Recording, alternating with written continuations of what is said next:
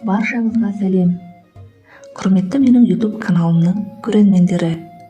Алдарыңызда тұрған гүлдің дәнін, яғни тұқымын мен Флик сайтынан заказ беріп алдырттым. Бұл силозия гүлі деп аталады. 29 қаңтар 2022 жылы осындай пластмасты ыдысқа еккен болатынмын. Терезенің алдына жарыққа қойып, осылай қақпағын жауып қойдым.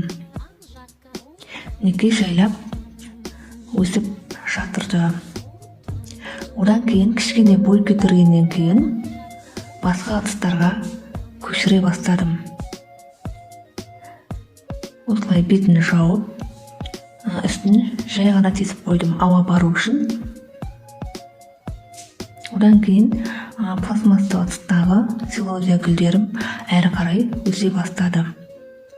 Мінекей 5-6 жапыраққа дейін өсті.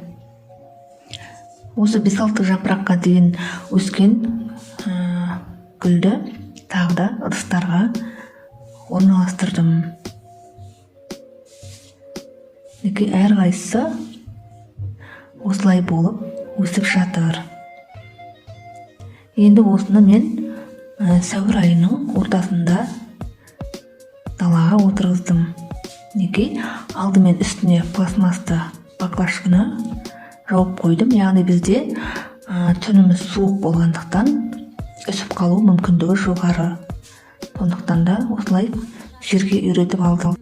Әрі қарай енді өсіп гүлдегенін күтетін боламын.